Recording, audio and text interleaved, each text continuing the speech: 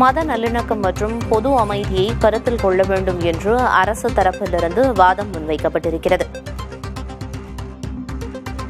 திருப்பரங்குன்றம் தீபத்தூண் சர்ச்சை விவகாரம் தொடர்பான வழக்கு விசாரணையின் போது அரசு தரப்பு வாதங்களை முன்வைத்து வருகிறது. அதில் மத நல்லிணக்கம் மற்றும் பொது அமைதியை கருத்தில் கொள்ள வேண்டும் என்று அரசு தரப்பு வாதத்தில் குறிப்பிடப்பட்டிருக்கிறது.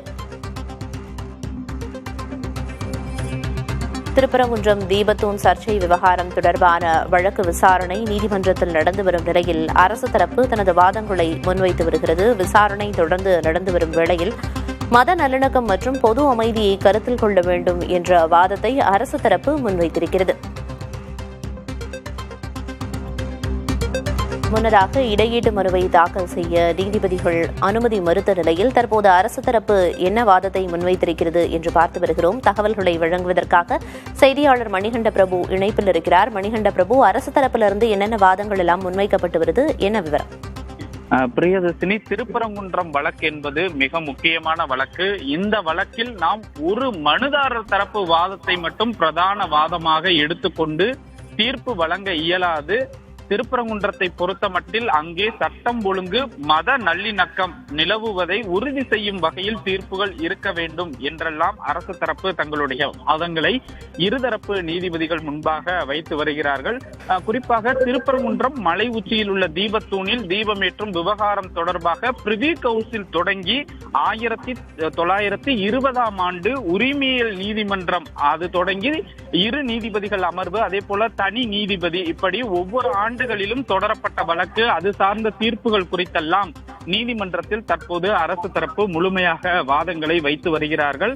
குறிப்பாக இந்த வழக்கை பொறுத்தமட்டில் ஏற்கனவே நீதிபதி கனகராஜ் தெரிவித்துள்ள தீர்ப்பு மிக முக்கியமான தீர்ப்பு என்றும், அந்த வழக்கில் மலை உச்சியில் தீபம் ஏற்றுவதை கோவில் தேவஸ்தானம் தான் முடிவு செய்ய வேண்டும், இதுபோன்றுதான் உத்தரவுகள் ஏற்கனவே கொடுக்கப்பட்டது.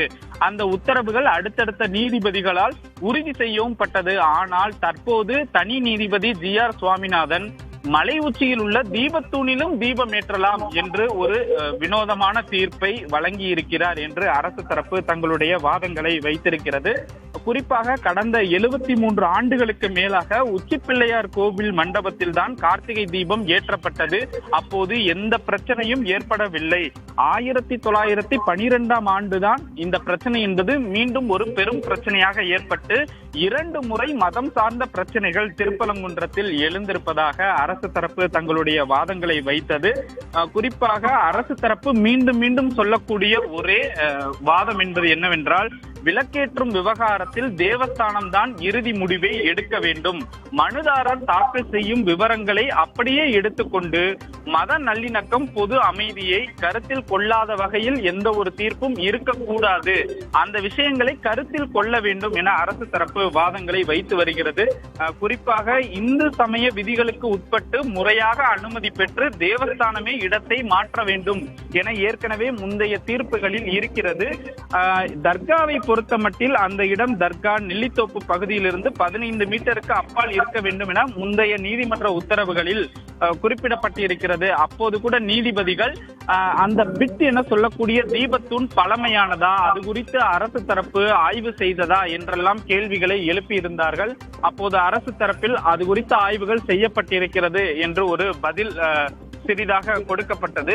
இந்த விவகாரத்தை பொறுத்தமட்டில் 1994 அதற்கு முந்தைய ஆண்டுகளில் கொடுக்கப்பட்ட நீதிமன்ற தீர்ப்புகளுக்கு மாறாக தற்போது தனி நீதிபதி GR சுவாமிநாதன் கொடுத்திருக்கக்கூடிய உத்தரவு சரியானது அல்ல என்கிற வகையில் அரசு தரப்பு வாதங்களை வைத்து வருகிறார்கள்.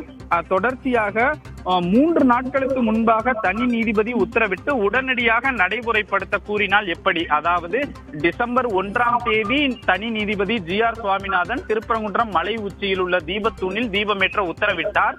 3ஆம் தேதி கார்த்திகை தீபம் அன்றைக்குதான் அந்த தீபம் ஏற்றப்பட வேண்டும். தற்போது அரசு அந்த வாதங்களை வைத்து வருகிறது. 3 நாளுக்குள் தீபம் ஏற்றுவதற்கான ஏற்பாடுகளை நீதிபதி செய்ய கூறினார் என்று அரசு தரப்பு தற்போது நீதிபதி GR சுவாமிநாதன் உத்தரவுக்கு எதிரான வாதங்களை வைத்து வருகிறார்கள். இந்த விவகாரத்தை பொறுத்த மட்டில் உரிமையல் நீதிமன்றம், பிரிவியூ கவுன்சில், அதே போல உயர் நீதிமன்றத்தில் நடைபெற்ற வழக்குகள், தனி நீதிபதி முன்பாக நடைபெற்ற வழக்குகள், இப்படி 1920ஆம் ஆண்டு முதல் தற்போது 2025 வரையிலான நீதிமன்ற தீர்ப்புகளை பல்வேறு வகைகளில் சுட்டிக்காட்டி அரசு தரப்பு தொடர்ந்து தங்களுடைய வாதங்களை இரு நீதிபதிகள் கொண்ட அமர்வில் வைத்து வருகிறார்கள். பிரியதர்ஷினி, அரசு தரப்பிலிருந்து பல்வேறு விரிவான வாதங்கள் முன்வைக்கப்பட்டிருக்கு. தற்போது வரைக்கும் என்னென்ன வாதங்கள் அப்படின்னு குறிப்பிட்டீங்க. விசாரணை தொடர்ந்து வருகிறது. இன்று எப்போது வரைக்கும் விசாரணை தொடர்வதற்கு வாய்ப்பு இருக்கு மணிகண்ட பிரபு? மேலும் என்னென்ன வாதங்கள் எல்லாம் அரசு தரப்பிலிருந்து முன்வைக்கப்படவும் வாய்ப்பு இருக்கு? இந்த வழக்கை பொறுத்த மட்டில் இது உரிமை சார்ந்த வழக்கு என்று எடுத்துக்கொள்ளும் வகையில் இந்த விவகாரம் என்பது அரசு தரப்பு வாதங்கள், அதே போல மனுதாரர் தரப்பு வாதங்களை வைக்க இருக்கிறது. வெறும் ஏற்கனவே தனி நீதிபதி GR சுவாமிநாதன் குறிப்பிடும் போது கூட இது உரிமை சார்ந்த வெறும் தீபம் ஏற்றும் விவகாரம் தொடர்பான வழக்கு கிடையாது, சொத்துரிமை சார்ந்த வழக்கு என்றெல்லாம் கூட குறிப்பிட்டிருந்தார். நீதிபதிகளும் கூட அந்த வழக்கை விசாரணைக்கு எடுத்த போது அரசு தரப்பு சொன்ன பதில் என்பது திருப்பரங்குன்றத்தின் மேல் பகுதியில் இருக்கக்கூடிய தர்கா, நெல்லித்தோப்பு பகுதிகள் தர்காவிற்கு சொந்தமானது என்கிற பதிலை கொடுத்தார்கள். இப்படியாகத்தான் தொடர்ச்சியாக 26 மேல்முறையீட்டு மனுக்களும் விசாரணைக்கு எடுத்துக் கொள்ளப்பட்டிருக்கிறது. ஒரே வழக்காக விசாரிக்கப்படக்கூடிய சூழ்நிலையில் இன்று மாலை வரை இந்த ஒரே வழக்கு விசாரணையில் இருப்பதற்கான வாய்ப்புகள் இருக்கிறது. இதற்காக சென்னையிலிருந்து அரசு தலைமை வழக்கறிஞர் PS ராமன் உள்ளிட்ட முக்கிய வழக்கறிஞர்கள் ஆஜராகி தங்களுடைய வாதங்களை வைத்து வருகிறார்கள்.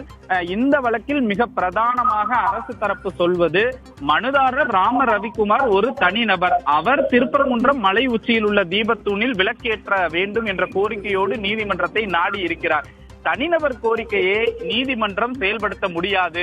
இந்த விவகாரத்தில் தேவஸ்தானம் என்ன முடிவு செய்ய வேண்டுமோ அதை முடிவு செய்து சொன்னால்தான் இந்த வழக்கில் உரிய பொருத்தமாக இருக்கும், அதற்கான வாய்ப்புகள் வழங்கப்பட வேண்டும் என்ற அடிப்படையில் அரசு தரப்பு தற்போது இந்த வாதங்களை எல்லாம் வைத்து வருகிறார்கள். குறிப்பாக நீதிபதி GR சுவாமிநாதன் பிறப்பித்த உத்தரவுகள் தொடர்பாக அவர் அவசரமாக எடுத்துக்கொண்ட வழக்கு, அதே போல உத்தரவு, நீதிமன்ற அவமதிப்பு வழக்கு, இப்படி அனைத்து வழக்குகளையும் சுட்டிக்காட்டி அரசு தரப்பு வழக்கறிஞர்கள் தங்களுடைய வாதங்களை நீதிபதிகள் ஜெயச்சந்திரன், KK ராமகிருஷ்ணன் அமர்வு முன்பாக வைத்து வருகிறார்கள். நீதிபதிகளும் இதில் தங்களுடைய சந்தேகங்களை முழுமையாக கேட்டு பெற்றிருக்கிறார்கள். இந்த வழக்கு இன்று மாலை வரை விசாரணை நடைபெறுவதற்கான வாய்ப்புகள் இருக்கிறது. பிரியதர்ஷினி, வழக்கின் விசாரணை இன்று மாலை வரை தொடர வாய்ப்பு இருக்கிறதா குறிப்பிட்டீங்க. அதே போல இந்த வழக்கு விசாரணையின் போது அரசு தரப்பு பல்வேறு வாதங்களை முன் வச்சிருக்காங்க. வழக்கு விசாரணையின் போது நீதிபதிகள் இந்த வழக்கு தொடர்பாக என்னென்ன முக்கியமான கருத்துக்கள் எல்லாம் பதிவு பண்ணியிருந்தாங்க மணிகண்ட பிரபு? குறிப்பாக இந்த வழக்கை பொறுத்தமட்டில் நீதிபதிகள் பதிவு செய்திருப்பது, மலை உச்சியில் இருக்கக்கூடிய தீபத்தூணை அரசு ஆய்வு செய்ததா என்கிற கேள்விகளை கேட்டிருந்தார்கள். அதே போல அரசு ஆவணங்கள் என்னென்ன இருக்கிறது என்கிற கேள்விகளை எழுப்பியிருந்தார்கள்.